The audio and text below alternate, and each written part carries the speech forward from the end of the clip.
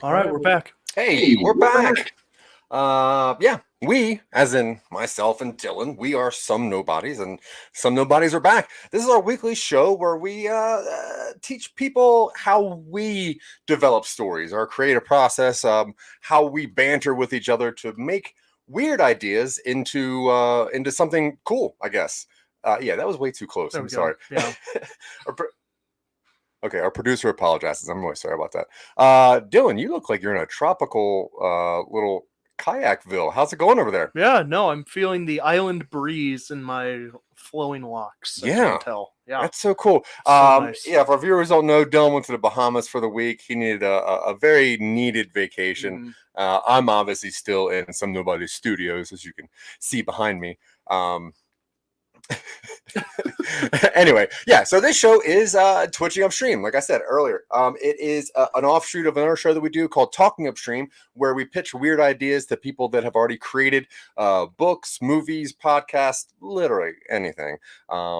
But yeah, we wanted to develop more stuff. So if you have any questions or comments, please throw them in whatever chat you're on. We will get to literally every single one of them every single time.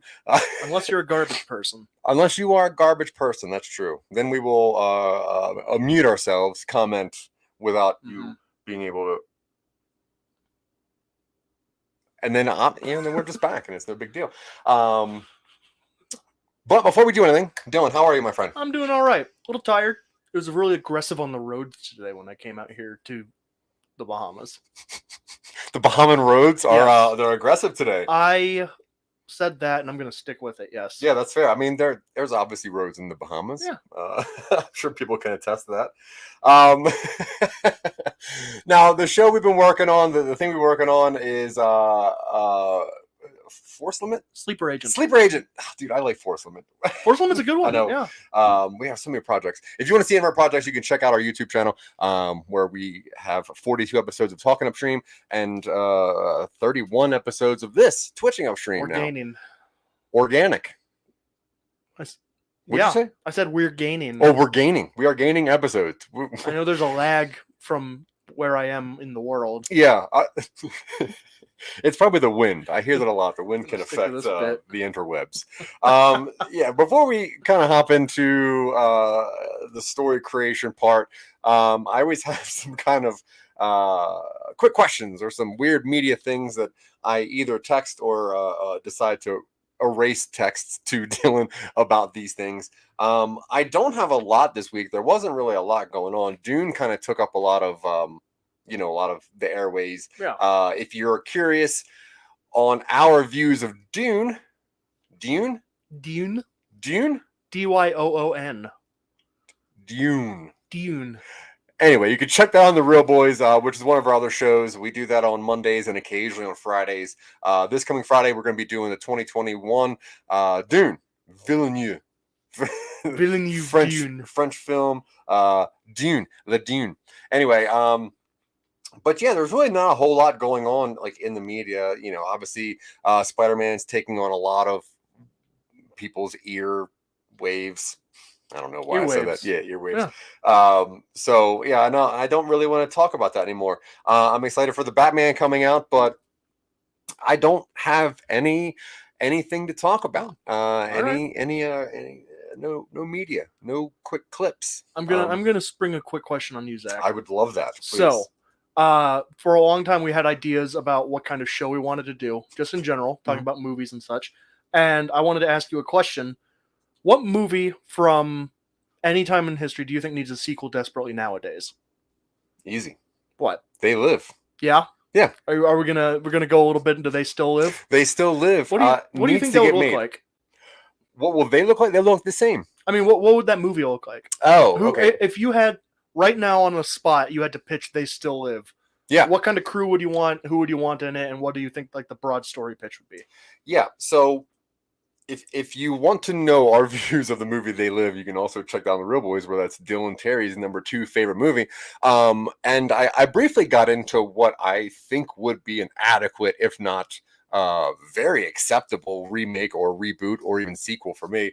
But I do think it would be either from Jordan Peele, or at least the production of Monkey Paw. I think that his production company does a really good job. I also like the person who created Lovecraft Country. I can't remember their name. Misha Green? Yeah. Misha Green. Yeah. I think Misha Green should be the creative designer of this thing. I think that her views are beautiful, but I do like a 2021 version of what a lot of people are going through that are not rich white people.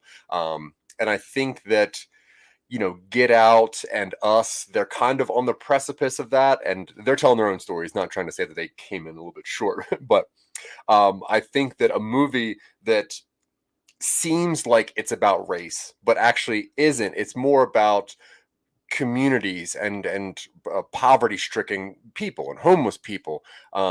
You know, whereas in the movie They Live, it is, you know, aliens decided to incorporate themselves into corporations, and there are humans that I think they know that they're working with aliens, but they'll get along better if they work with aliens. It's interesting that all the aliens are white and affluent in that movie, and I think that in the right hands, it could be done super well and very, very interesting. I think in the wrong hands, it would become too much about race and be too in your face about aliens are white and black people are the same. And that's a stupid point of view, and I don't really want to see that.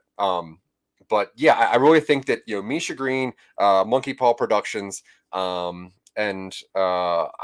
the thing is that the star has to be a special kind of star, because like we said in our review, if Kurt Russell were in that movie, it would be too much about the acting of how this person's going to handle and the backstory and the trauma they've gone to and how to overcome. So the fact that it is Roddy Piper, you know, a weird wrestler that just has way too much charisma for one human, I think that's what you also need in that too. So I really, you know, the problem that I have with like John Cena is I think that he doesn't look like an actual human being. Yeah. And Roddy Piper, and I forgot to mention this in our review, that he does have one scene where he's shirtless, and apparently there were a lot of people that sent, even in 1988, that sent in like letters to John Carpenter, wondering why they photoshopped Roddy Piper's head onto a different body, and no one believed that was Roddy's body, because he even like got even more muscular for the movie because he had to do a show scene in, you know, Vanity, even in Toxic Men. So yeah, I like Winston Duke, and I don't want to keep casting the same people and kind of the same things, but I think Winston Duke is a phenomenal actor. I usually would say Yahya Abdul-Mateen, because I have just an absolute crush on that man. And I think he's one of the best actors that's out there that really hasn't been overused yet. It's getting close, because Matrix coming up, Aquaman 2 coming up. I think the world's going to see Yahya. After Watchmen is when I, you know, start writing love letters that I will not send, but put it in my dresser drawer. Gotta manifest. Now, but throwing that back at you, this is your number 2 favorite movie. Mm-hmm. You've had to, being a writer, you've had to think about what a sequel or reboot would look like. And first off, what would you think is a better move? A sequel, a reboot, or just a straight up remake? I think a sequel that, you got to be careful with this idea, but a sequel that pokes fun at the idea of it being a soft reboot. Okay. Now I'm not. So Kevin Smith writes it? Potentially. But you know, the meta movie inside the movie of like, you know, we're making a movie about when humanity became aware of the aliens. And I figure in the future of this movie, to keep with the original cynicism of John Carpenter, everybody knows aliens are real and are manipulating us and are kind of like in charge. And for the most part, society is just kind of like, and yeah, they are. And Yeah, okay. Now, do you think that the part of the commentary you would like to talk about is maybe the aliens are taking over like the movie industry, which is a multi-billion-dollar industry? So it would be a really interesting meta commentary if it is people paying for a movie. Like, I think what we talked about on our review show was that like it'd be an Amazon Prime series that you would need to subscribe specifically for the show on top of an additional Prime charge, which I think is very, very funny. But if you make it in like the movie industry or Hollywood, I think that would be a very cool thing to mess with somebody's mind. Like, yeah, we can't let the aliens take over, but also here's more money so I can watch this movie a second time. And I think there's something to be said about maybe like some sort of ecological message where when it becomes more economically feasible to start like at least performatively saving. Are you okay? I cannot. I literally can never figure out this hat. It looks like it is on center right now. I don't know. It just. I mean, hold on. It feels like it. Okay. What are you doing? I don't. I was looking out the window of my Bahamian resort. Bohemian? No, Bahamian. Bahamian. Yeah. Anyway. What a beautiful kayak. I like that you're still representing America while in the Bahamas. Red, white, and blue. But see some sort of message, because the original movie had a slight message about, they are exploiting the earth as if it was a third world nation. And what happens when there is a performative capitalist like movement to also support these progressive agendas, and what happens to the legitimacy of that agenda when it receives resources from a source that is not necessarily as ethical as you would wish. So like Avatar, I suppose. I mean Pocahontas. Oh, Dances with Wolves? Yeah. Okay. Kevin Costner. No, I think that's There Will Be Blood guy. Oh wait, There Will Be Blood. Yes. Okay. There will be wolves. He still wants the milkshake, whatever it is.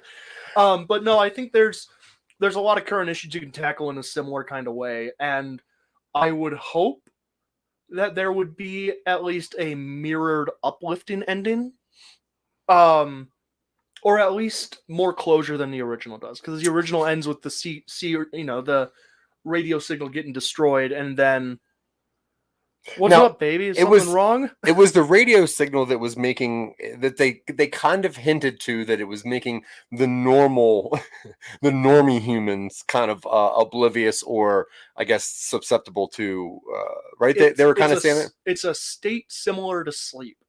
It puts you under in a certain way, and then it hides everything under some sort of subliminal thing.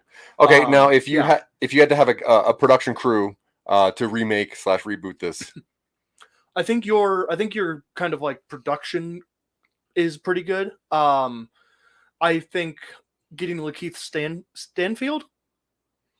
Keith Stanfield? Lakeith Stanfield. He's in Get Out, I believe, and he's also the main character in Sorry to Bother You. Oh yeah, yeah, dude, he's what really a great good. Actor. I think having him in some sort of role would be good. I can never remember his name. He's very good at falling into his characters. Yes. Yeah. I have to remind myself every once in a while, not just the guy from I Think You Should Leave and other things. And then I haven't really thought much about that, but I think the story would be about, somehow capitalizing on these aliens in a way that hasn't been yet, and the characters like kind of fall from innocence and stuff like that. Almost like a reverse of the original story, where he gains the ability to see aliens and then fights against it. This one like gains the ability to see aliens and then tries to capitalize on it. Okay. Yeah. I like that. Yeah. I would definitely watch that. And you have the merchandising opportunities in the sunglasses and stuff like that. Yeah. Yeah. Yeah, you really gotta market that. You really gotta sell the crap out of that movie.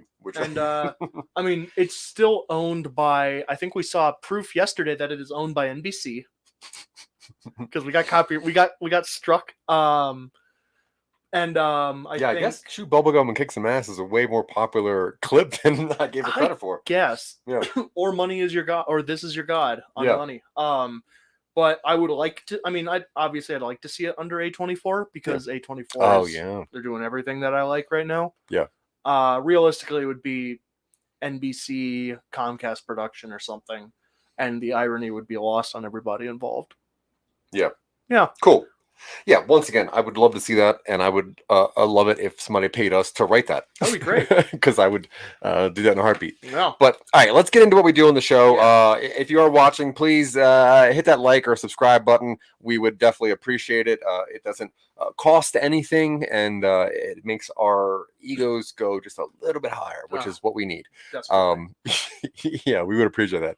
At the absolute least, just give it a quick share, because we like people to comment on stuff. So while we're in the creation process, if you think that our ideas are going the wrong way, or if you would like to see something better, or if we throw a question out there, feel free to comment. And most likely, 100% of the time, we'll respond to it. Most likely. Yeah, I think so. Most likely.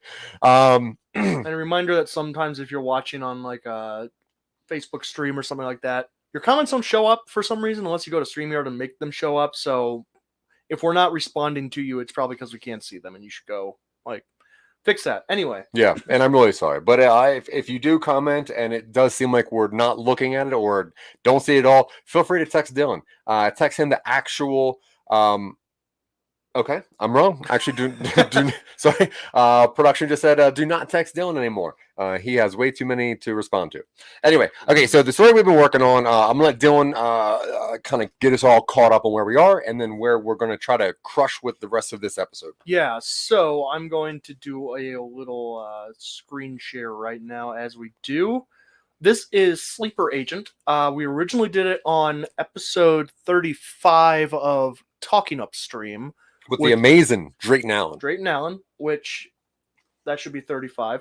Anyway, so the idea about Sleeper Agent came from a text message where it was something about people delivering things in their sleep. Yeah, using their body, because you sleep for roughly 8 hours. Mm-hmm. You're wasting that time. And I think it all originated from that weird Christopher Walken skit on SNL where they asked him if he worked full time. He's like, no, part of the time. There's huge chunks of time where I'm just sleeping, really just wasting time. And I'm like, yeah, that is a waste of time. There should be something to utilize your body, but also while your mind is asleep. So I think that's where we're.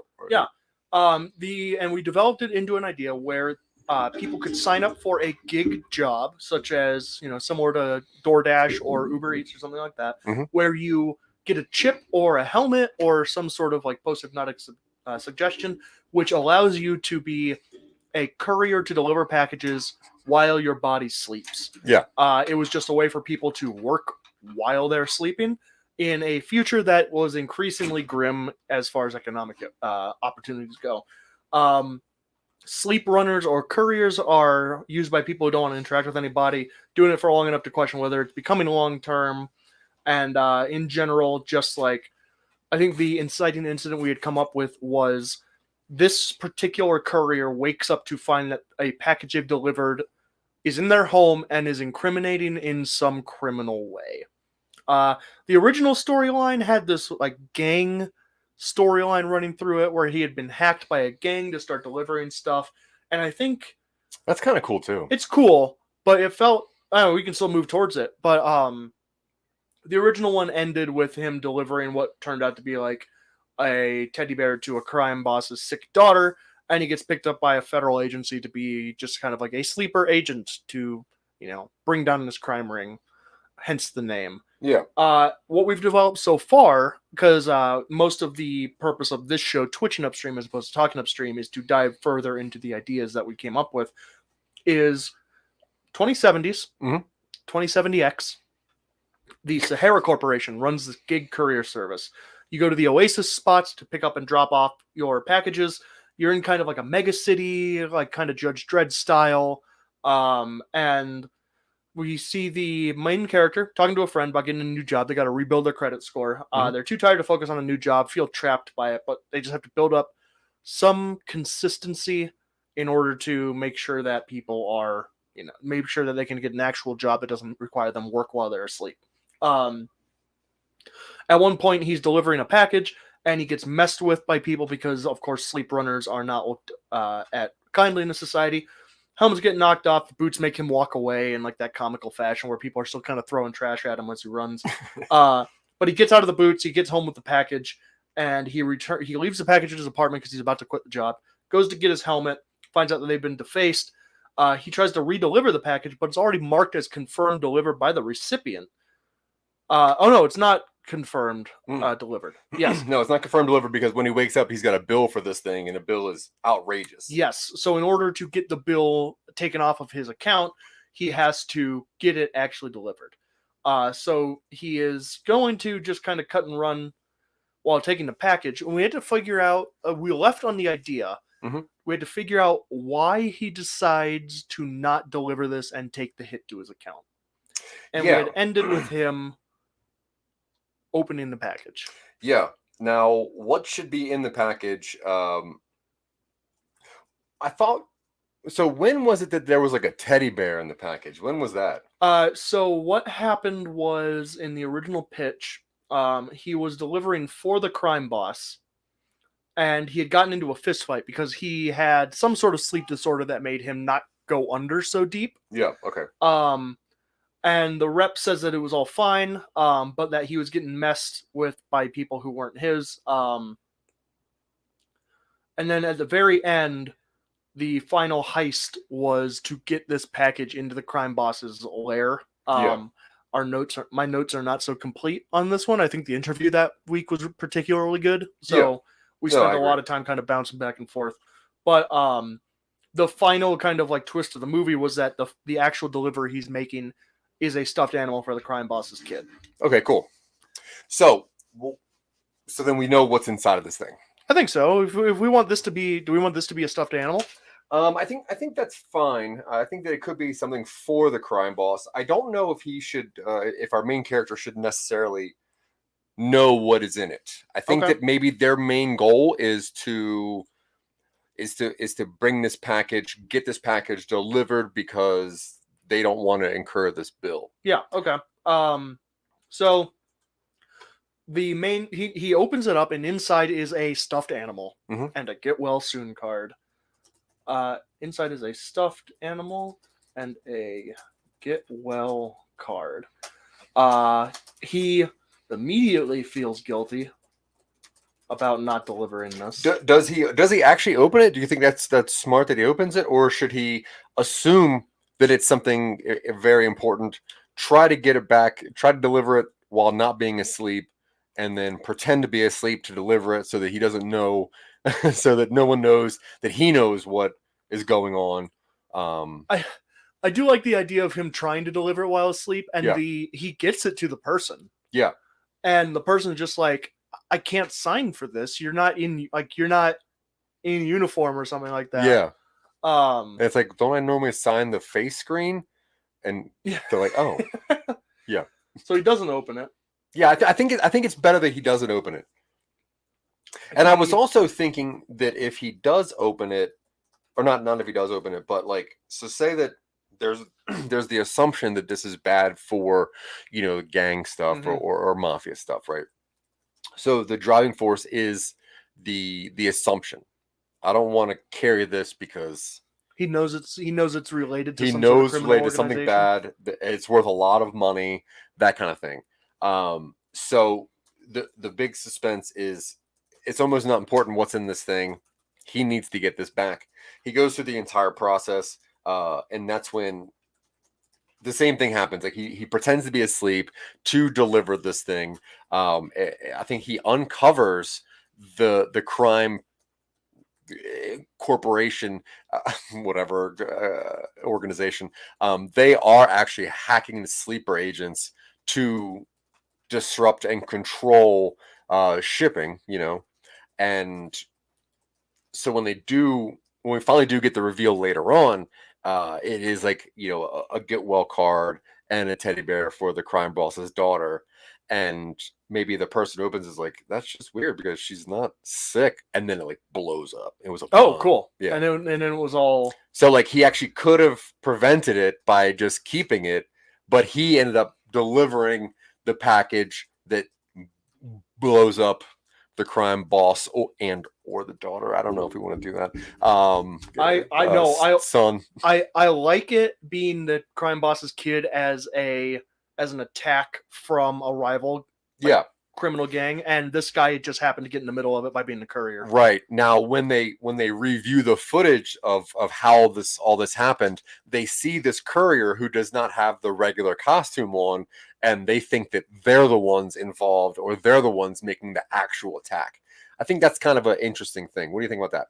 So the person who ultimately does deliver it is faking being a courier, a fake one. Is at the time faking asleep, because if you're asleep, you wouldn't you wouldn't bring it there. So he wants to drop off as soon as possible. So he wakes up maybe a little bit earlier or something, I don't know, and he still drops it off. But I like him almost trying to reverse heist this package back into the organization, pretending to be asleep. I like that scene a lot. Okay, so that can be one of the climactic end scenes, I think. Does that make sense? Well, no, I don't think that's the end scene. I think that's the middle. If it is the end scene, then it would be the thing where it ends on a cliffhanger, and then the stinger would be that the crime boss's successor or whatever reviews the footage and sees our sleeper agent faking sleeping. Yeah. Agent. Okay. Agenting. Delivering. Sleeping. Saying that a lot. No, that's delivering. Okay. Sleep livering. Well. Wow. Okay. No, I like the idea of him reverse deliver, faking it to reverse heist the package back into. He's taking it back. So hold on. Let me get all of these plot points, because we hit a lot of plot points in a short amount of time. All right, whatever. He uncovers that a criminal organization is hacking sleeper agents to attack rival organizations. I think that's cool, yeah. And he was one of the hacked agents, and the package that he was supposed to deliver was an explosive intended for the kid of a rival crime boss. Yeah. Instead, he was counter-hacked, and due to some sort of weird programming thing, returned to his own home. No? Yeah. I'm trying to think of how the package got directed to his apartment. Well, how doesn't he just wake up with his package and his bill? Yes. So he doesn't know. Right. So do we need to know? I think we should find out what's going on with that. Yeah. Okay. So the reasons that he showed up back at his own apartment with this stuff. Wait, didn't we say that he? No, we have that written down. What happened? Because he got jumped by somebody, and they tried to break his machine, and he ran away. Yeah. So all that can still be the same. Yeah. So he gets jumped by a guy instead, and returns to sender. Well, no, because we have that happening in this version of it. Yeah. Yeah. Okay. I guess I don't understand the question. I think we're walking in circles. What did you just ask me? I asked you, what is the reason that yeah, I guess never mind. I answered my own question because I forgot that we had written it down. Yeah. Where they got jumped and he just ran. Yeah, they jumped him to try to take the package from him for what, just randomly, not because of a gang thing. And they knocked off his helmet, which woke him up. Right. And then he just ran back home, and the stuff was damaged, so that's why he couldn't return the damaged goods at the Oasis or whatever that was. Yes. Okay. Yeah. Okay. Come on, man. Right. Then, he decides not to open the package. Yes, he just assumes. Yes. Because he sees where it's supposed to go. Mm-hmm. He also knows that he was jumped for it. So those two things prompt the the inception idea that this is for the mafia. It's bad stuff. I gotta just get this back because now, and I would assume that the insurance on this package is super high. Yes. And he gets charged that amount. That's an indicator to him that this is not just a random thing. Right. So he's charged for the equipment that the company provides to the sleeping equipment. He's charged for the package's insurance, which is crazy high. And he also sees where it's going. Somehow he puts two and two together, realizes that it goes to a crime boss, does not want to open it because of that. Because he needs to return this so that he can get his money, or at least not be charged this much. So, does he have a history with this like criminal organization? No, but he has a history with his company. Yes. Okay. This will be his third strike. So he tries to return it in person. Yeah. He tries to deliver the package. So the story that I like that we're kind of starting here is that this person is pushing themselves into a mafia or crime fiasco. Like, it's not coming to them. He's bringing it on himself inadvertently. Yeah. Okay, cool. Let me just remind myself. He is pushing himself into danger in order to finish the job, because if he doesn't, it hurts his goal to recover his life. Cool. Yeah, cool. So he tries to deliver the package in person to the criminal contact, I would assume, because he probably doesn't have a way to get there actually physically, right? Well, he knows the address. He knows the address he was supposed to deliver it to. Yeah. Right. So he decides to just go back there. To the address.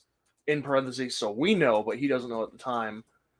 It's the crime boss's personal courier, not a sleeper, not a sleep courier. This is like the drop guy. This is the guy that, this is the contact for a lot of people. Oh, so he would be the person who picks up the packages and delivers it to the crime boss? And then takes it the rest of the way into the deeper part. Yeah. You don't want automated delivery into the middle of your criminal organization. Right. So, yeah, and I like that. I like that he also inadvertently goes back to the location at the same time that the courier agent is there.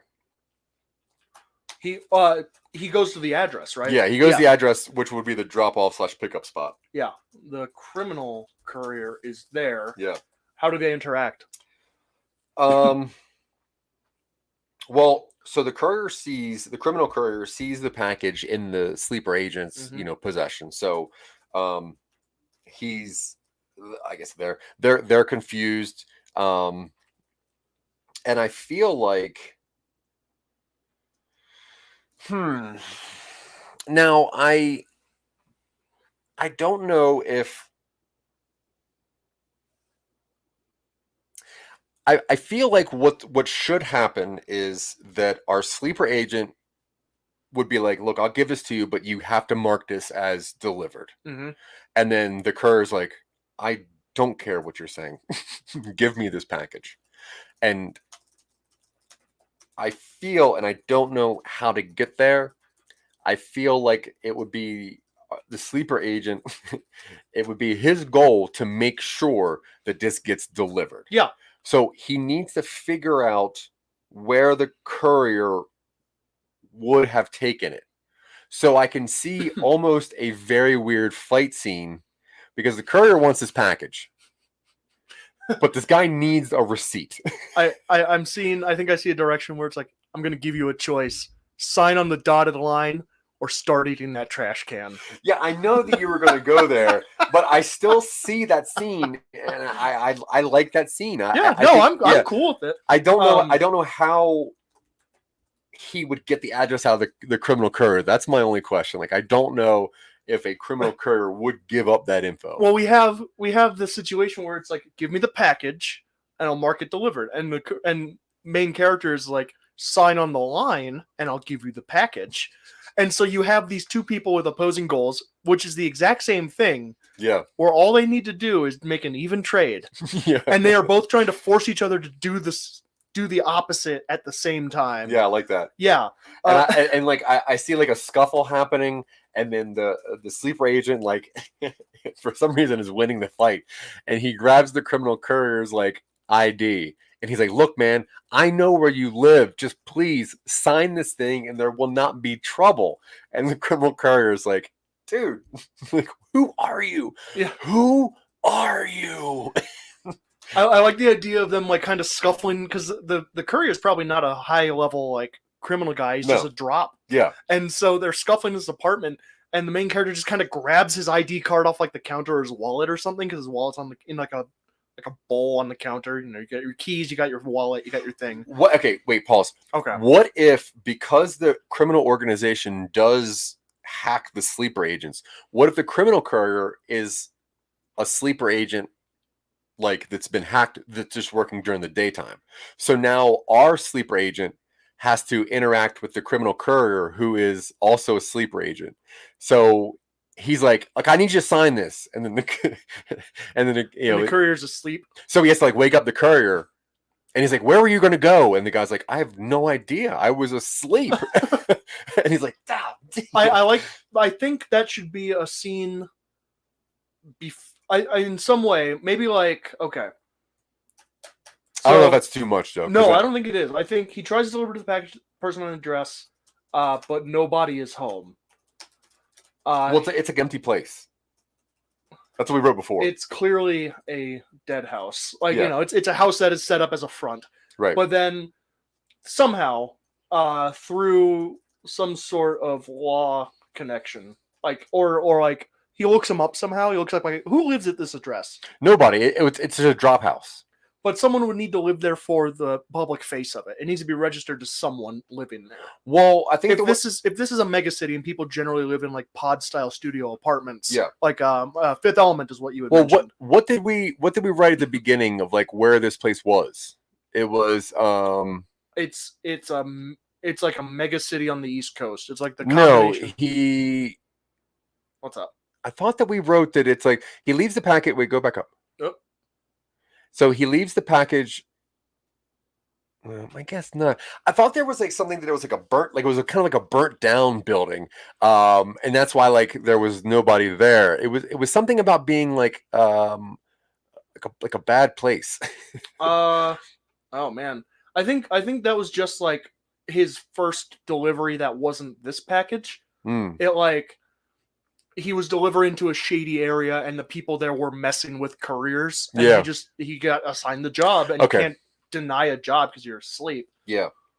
All right, so he's delivering the package to another hacked sleeper agent. Yes, pretty much. Yeah, and that was the address.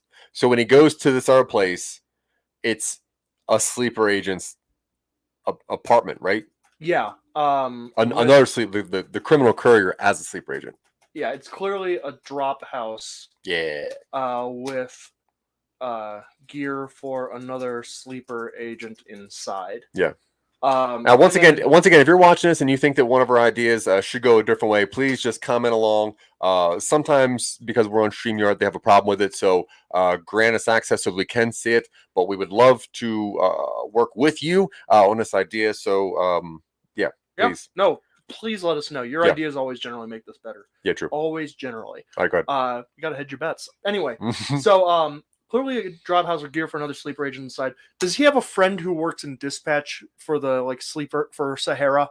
Yeah, where he can contact him and be like, "Hey, I know you don't know. I know you're not supposed to do this." Yeah, I think that makes sense because I like the idea of him being like a bad employee. Like he's already had his third strike, and his friend would have erased the records of the third strike, so this would be his third strike. And he doesn't need this. So he does have a friend that is an IT-ish person in that organization. Yeah. And he's like, "Hey, can you tell me where this thing?" Yeah, I like that. Yeah, and then so find out which sleeper agent is registered to that apartment as their place of residence. Yeah. And then because it's hacked though, we could say that because he's like, well, here's where he was supposed to go, but we do have a duration of time where there's no log, like he went offline, and that's showing that this guy was hacked for this time, but there's still a GPS thing on there.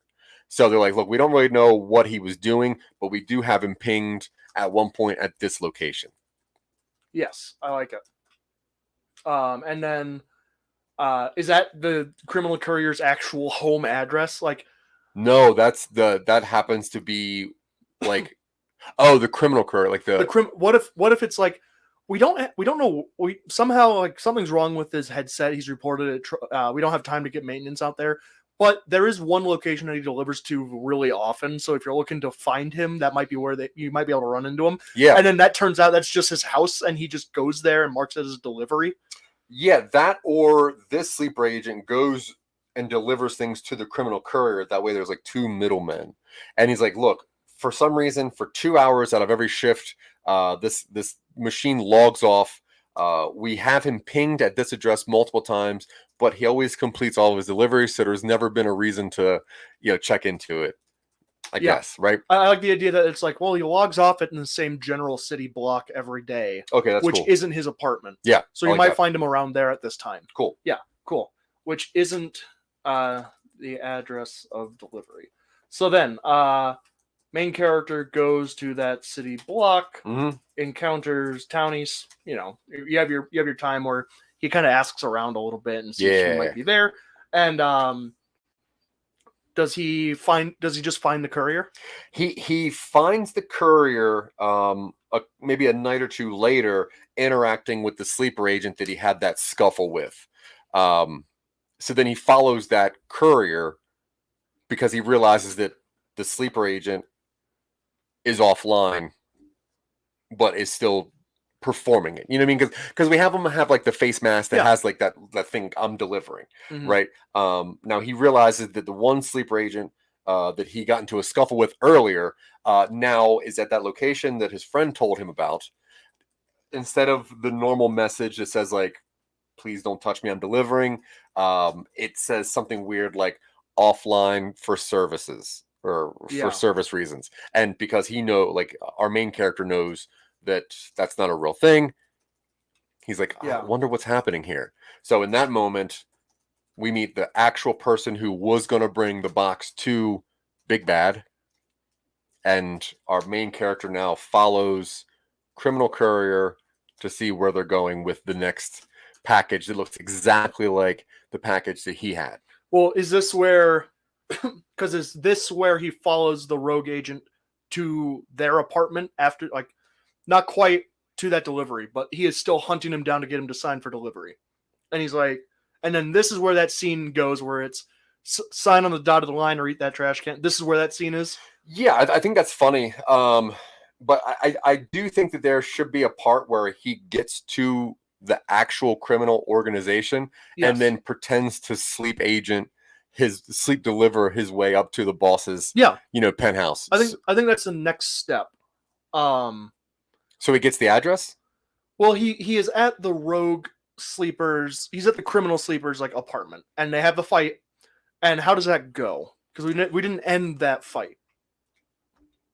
Well, okay, so I guess I think I'm getting confused here. Okay. So we have the initial scuffle. Yes. Which breaks main character's stuff. Yes. Blah blah. Then we have main character going back to the place. Yes. Finding a sleeper agent. They scuffle. He didn't find a sleeper agent when he goes back to get his equipment. He gets his defaced equipment.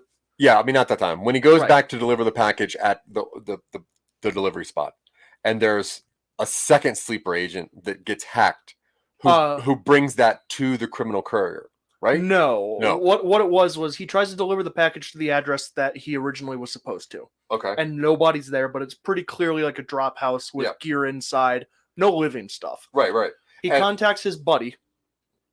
Oh, okay. To find out who was registered to that apartment as an employee. Okay, so I guess in my brain there was a couple scenes that so I thought that when he gets to the drop house, he gets there at the same time that the courier was going to pick it up, and they kind of fight a little bit. When he knocks off that guy's helmet, that guy's like, I don't know where I was supposed to go. I'm just a sleeper agent. Like, I don't know what you're doing. So then he leaves. Main character leaves with the package, but because he knows this next sleeper agent, that's when he contacts his friend who's like, hey, run ID number, blah, blah, blah, blah, blah, because he has his helmet or whatever. Mm-hmm. And he's like, that's when we find out where he logs off at the certain time. Okay. So main character now goes to that location, because the way I see it is we have main character. If things would have gone right, main character drops off package to location A. Hacked sleeper agent picks up from location A, brings to criminal courier. Okay. Criminal courier brings to main mob boss. Okay. That way, like, there's the human element, there's the technical element. I like that. Cool. So now we're at the location where we have our main character who has hacked sleeper agent's helmet because they need that's fine. Because I like him having that. Oh, go ahead. No, I like this. Mhm. What I think, instead of taking his helmet, because I think if Hacked Agent's helmet falls off, he just grabs it immediately. But I think what the main character should do is like hand it to him, but take a glimpse at the serial number inside, so you get him being a little clever. Okay, cool. And then when he contacts his buddy in dispatch, he's like, "Can you find out where serial number whatever ABC whatever Yep, I like that better. goes?" Okay, so it's clear drop out of gear. He runs into Hacked Agent and knocks his helmet off. When MC hands it back, he glimpses the serial number and lets Hacked Agent leave. I don't think they get into a scuffle, but I think there's some tension about like, who's this guy showing up at this mysterious place? Well, I meant scuffle just because he's got to get his helmet off, and I think that the sleeper agent is looking for the package.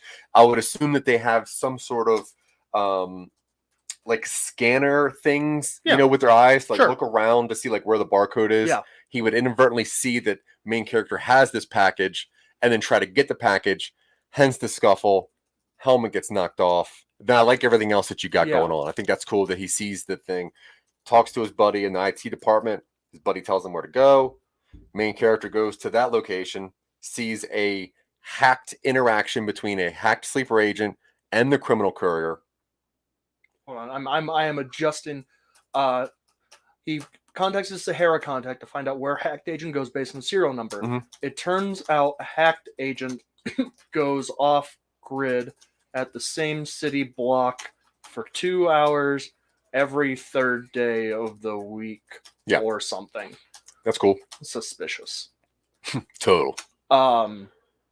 Yeah, cool.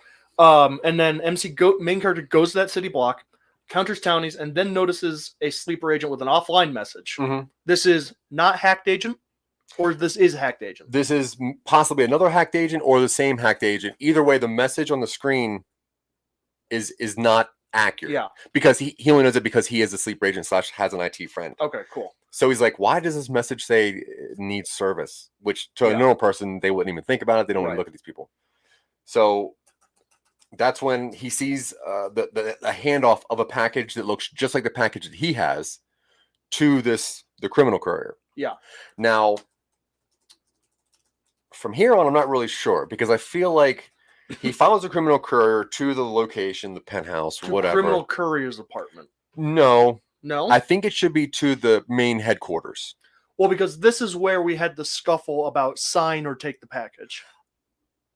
Okay, so I think that happens inside the criminal organization. Okay. I think we should skip a step here. Because I think what I want to see is I want to see all this work. I want to see him getting into where the criminal headquarters is. I want to see him fake sleep delivering into the place. So like the stupid lackeys are like, he's just a sleeper agent, just let him go through. And he gets like a liquid chalk and writes on his own busted helmet what it's supposed to say. He's got his defaced helmet from earlier with the spray paint, like X eyes and the stitched mouth or something. Right. But he makes it look like how it would look if he were actually delivering something. Yes. So the majority of people just think that he's delivering, which whatever, they don't care. Cool. Now, at some point before he gets to the main crime boss, he interacts with the criminal courier. That's when we get that fight scene where he's like, "Look, sign this or eat dirt." In like a break room. Yeah, it's like in the weird hallway right before the penthouse or or right before the elevator. Either way, it's a service corridor because they don't want their sleeper agents to interact with the normal people. So it's always like, when we programmed our routes, we programmed in the service corridor. You are not on, and then on the way out, maybe on the way out, he almost gets caught because he's in a main hallway and everybody knows you should never see a sleeper agent in a main hallway. They stay to the service corridors. Yeah. But that's on the way out. So I like him fighting the guy. That conversation goes on, and the guy won't sign for it because now he doesn't know what it is or what's going on. So main character knocks this guy out. He sees the package and is confused and tries to take it. Main character's not going to let the criminal guy get it. without a signature. Without a signature. And it's like, you can have this, but you have to mark it as confirmed delivery. It's like, who are you? How did you get in here? And it's like, and the guy's like, I'm not signing anything, dude. That is not up. I'm not answering that until you sign for the package. And then, so they fight. Main character wins. He still needs a signature, so he goes into the main big doors, thinking boss will sign for it. Does he do that, or does he like do the limp wrist, like you're unconscious, and he puts his hand on the scanner, and he's like, confirmed for delivery, and then he's like, I did it. He leaves the package on the floor, and he's like, I did it. I'm out. Because he's not a hero at this point. I like him going through all of this and then finding out that it's just a teddy bear. So I have in my brain the scene where like he almost fights his way into like the main boss's headquarters, and the main boss is like, you got Moxie, kid. I like that. Fine. You know what? Give me the package. I'll sign for it. And the guy's like, can I just see what's in here? Like, I went through so much trouble. And as soon as the main boss signs for it, he like cuts the box open and he pulls it out, and it's just a teddy bear. And the main character's like, all of this. Like, why is the insurance on this $500,000? He tries to KO scan the signature, but the criminal courier is not marked as an acceptable recipient. It's like, if this isn't meant for you, then who the hell is it meant for? Yeah. That's cool. Yeah. And then whatever, he just leaves. Like, he walks out the door because he's just pissed off. He probably doesn't get the signature, or I guess he does. Yeah, he does. And that's fine. And he leaves. But the second that he like is out of just actual harm of the bomb, it detonates. But he's there, but not harmed. Okay, as he's leaving the HQ, the bomb inside the teddy bear detonates in the penthouse. Yeah. And MC realizes he has to get the hell out of Dodge. Yeah. That's a pretty good first act. I like that. That's a pretty good... Yeah, okay. And that's just the first act. It's just the first act. Cool. There's a crime triad about to happen. There's a weird alien serpent race that's coming to get this package. There's these underground worm people coming. So much. So much to do. And I will highlight that for next week. Oh boy. Okay. Yeah, and I think that's a really good place to stop. I think that's cool. I really like how that worked out. Yeah. Yeah, that's cool. I had admittedly forgotten the twist about it being an explosive, so I'm like, he shouldn't deliver it already, right? He shouldn't deliver it. That should be fun. I only see everything we talked about. I've always seen as like the first act. I see it as the precipice to a forced John Wick situation, because what I want to see later is people looking at the information, seeing that this one guy fought his way to deliver this bomb, and all he wants to do is just not get charged. So I don't really know what's going to happen, but either way, we're going to figure that out next week and the next few weeks to come. We do sincerely appreciate any and all attention. We love it. We like creating stuff. We want to sell out. We want to be not famous, but we want to have some money for writing weird things. We want to really just Twitch ourselves up to a streaming service. But either way, we need your help for that, so we do appreciate it. If you want to hear the words that Dylan writes, he is an amazing author. He has a novel out there, which you can probably find. I'm not sure if it's published anywhere that people can see it. I have a copy. I've read it. It's great.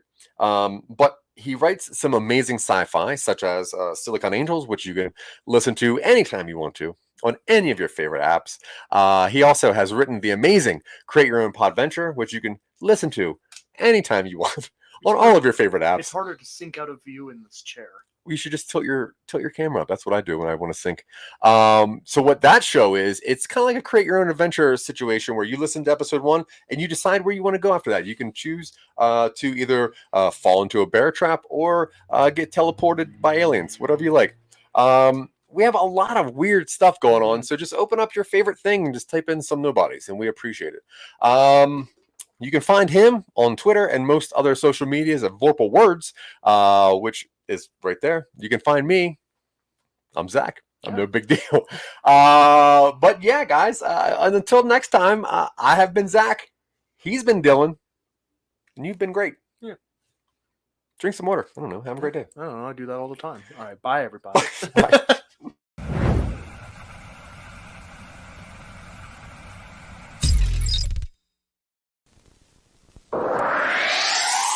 Thank